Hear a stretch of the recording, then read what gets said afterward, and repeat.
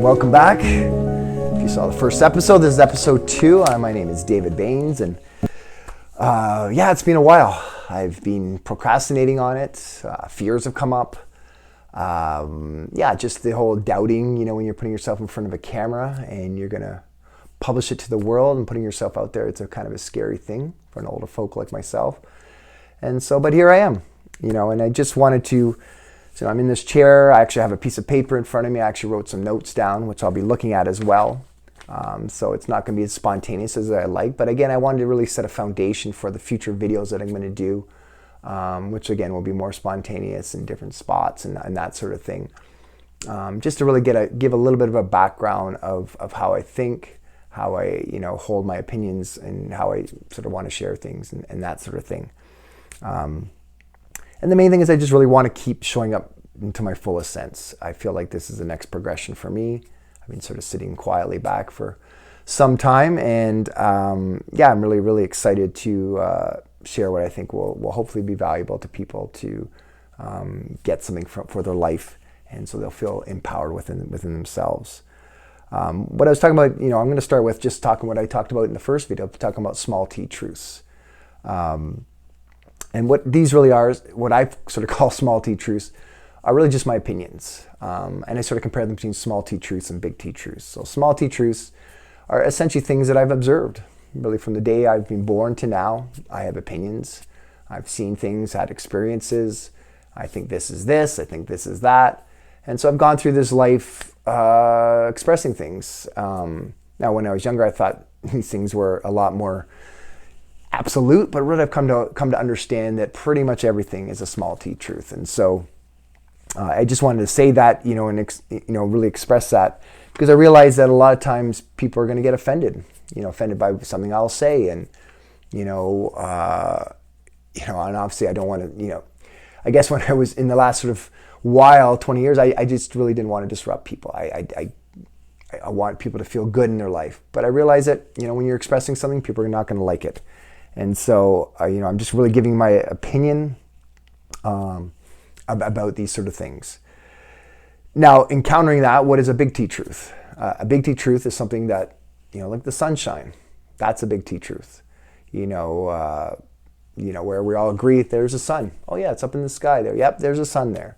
Now, of course, a side sort of point, there's scientists that feel like the sun is, there's no time and space. They're sort of, coming up and saying there's time and space doesn't exist, that we're all sort of subjectively creating this reality as we go along, and that the observer, what we're observing, actually changes the reality. So we collectively look at the sun, and therefore the sun's there, but when we're looking away, it doesn't exist. It's a bit out there. I'm going to put that on the shelf, can sort of view it in the future. But I really want to come back to saying most of everything else in terms of when it comes to dialogue and opinions about our culture, it's merely just small T truths. And why am I saying all this? Why am I giving this sort of preamble about this? Well, since, when I was, for about the last 20 years, I've really been trying, or maybe 25 years, I've really been on this, trying to have people like me, really caring about people like me. I should be more clear on that. And, really holding back on my opinions, in conversations, sort of being quieter, not sort of expressing myself as much. Some people may say that that's not true if they've met me today or in the last little while. If they knew me when I was younger, they would say, oh yeah, you've changed a lot. But yeah, just really trying to really listen to people more, be more compassionate about what they're saying, hearing what their point of view is, being really sort of, connecting to what they're trying to express to me. And so that is what I'm really trying to do. And really avoiding conflict and heated discussions, and really trying to avoid all of that. And so this is, basically what I became was a people pleaser. Now being a people pleaser is not, overall, it's not all bad. As I said, I have more compassion, more empathy. I listen. I care about what people's opinions are, care about what they say. Where in my 20s, through that whole decade, I can really honestly say I didn't care as much. It's really about, this is what I have to say. This is what you need to hear from me. And so I wasn't as genuine. I mean, I guess I was genuine then, but I wasn't certainly not as nice a person, and certainly not really connecting in a more genuine way that I am now. And so that's something is sort of people pleasing is not, the worst thing. And then what's happened is I've sort of, as I look at myself now, is I became more accommodating, almost too accommodating. I kind of lost a bit of myself, going through this process. Because, I wasn't being fully authentic. I wasn't fully stating how I really felt. I was good not to be as reactive, which is a good thing. A lot of people, we can be less reactive when we're in conversations, because a lot of times our reactivity gets us into trouble. And so that was sort of what happened to me as well. And so I was not reactive. But then, what is he really thinking? And so this is something that I really been thinking about. And now I really want to clearly help people now. I want people to see the power within themselves, that's there, that you don't have to be right. You don't have to be like, look at me to feel that power. You can be sort of, be settled as a person without being this arrogant asshole.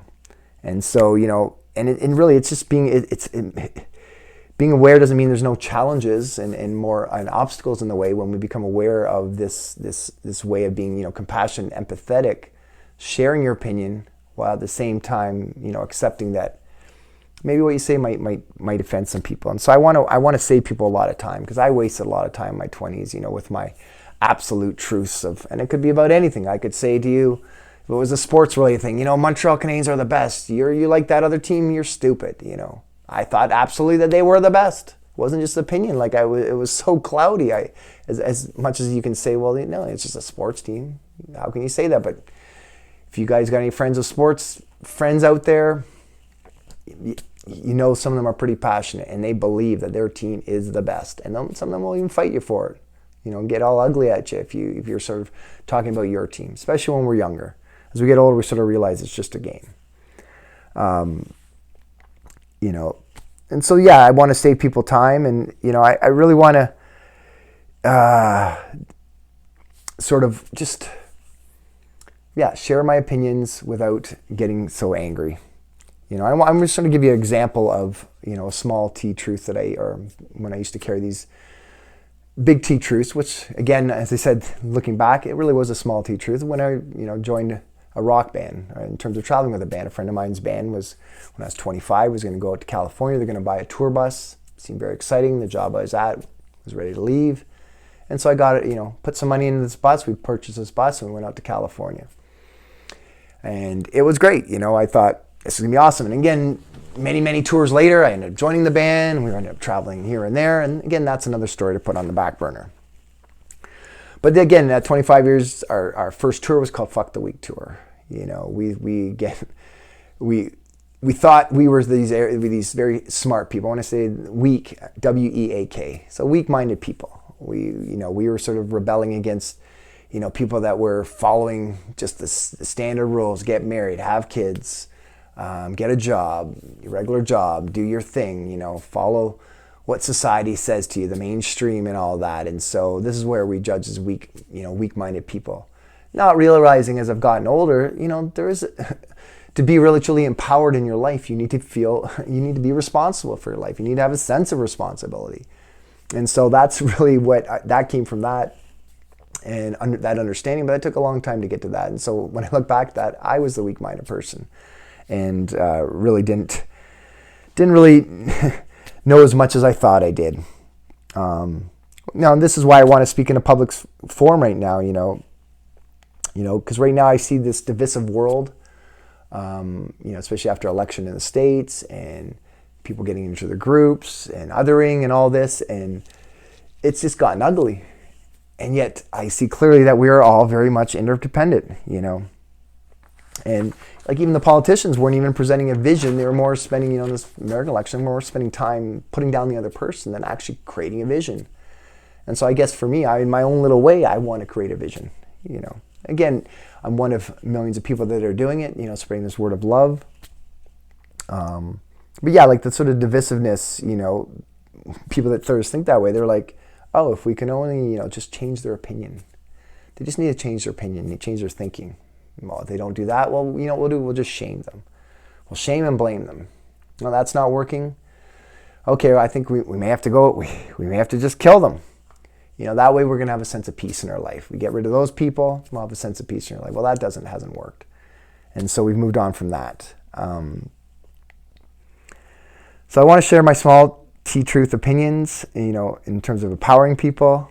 And again, I was personally a person that used to stay up late, get up late, but now I'm a person who gets up early.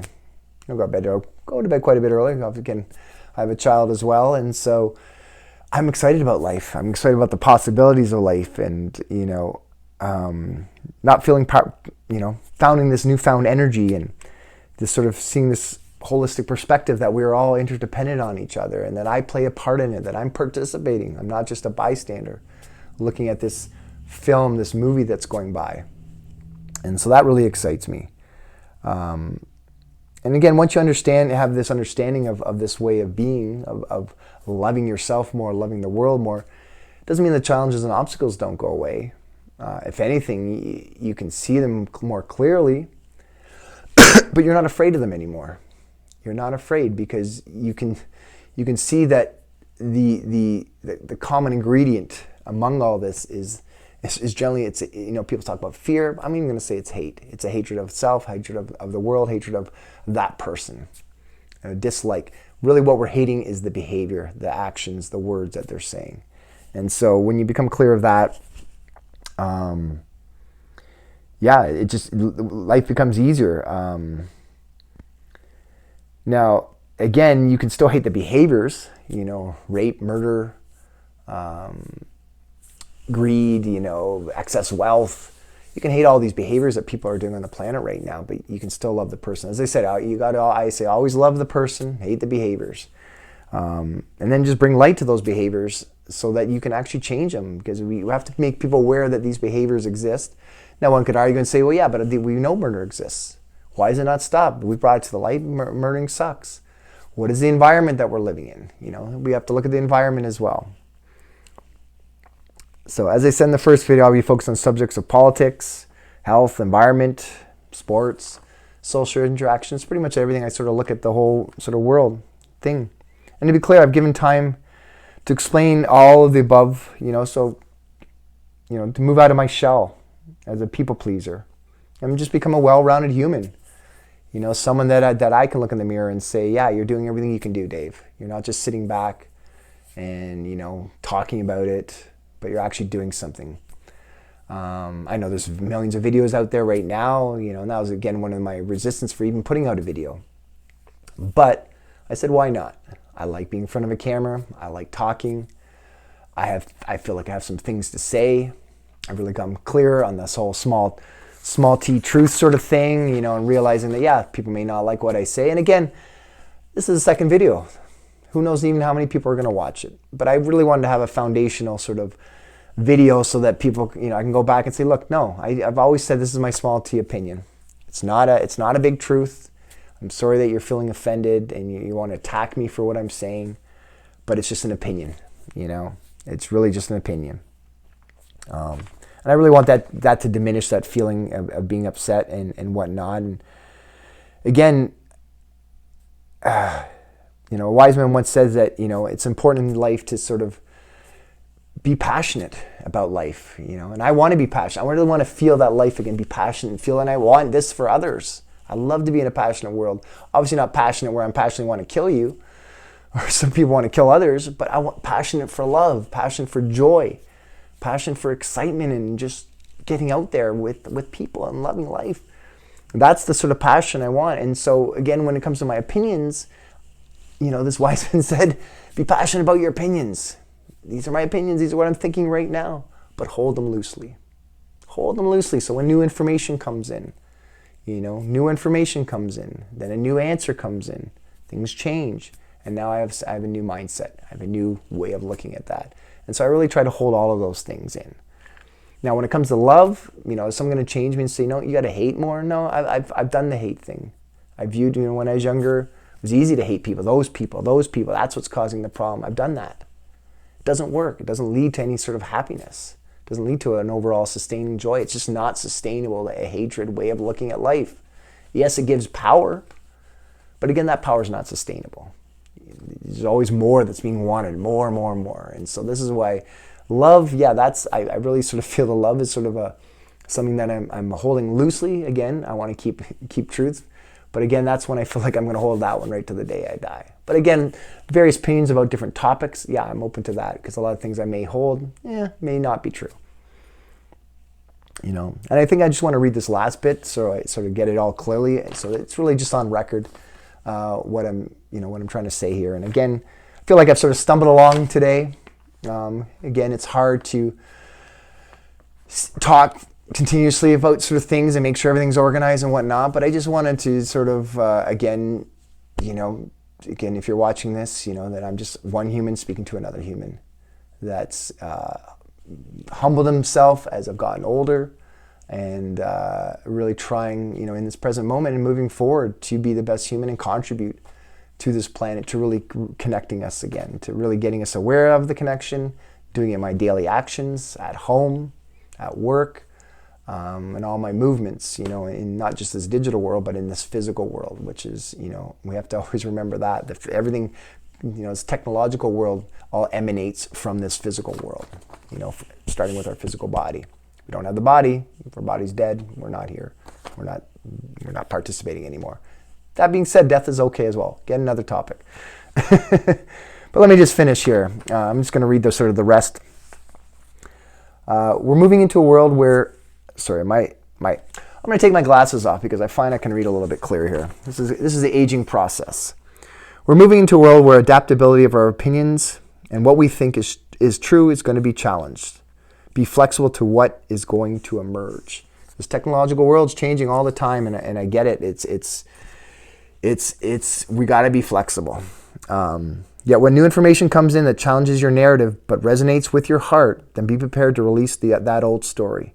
In other words, these ideas I am expressing are not me and are not mine. As I said earlier, they're just a collection of everything I've witnessed from the time I was born.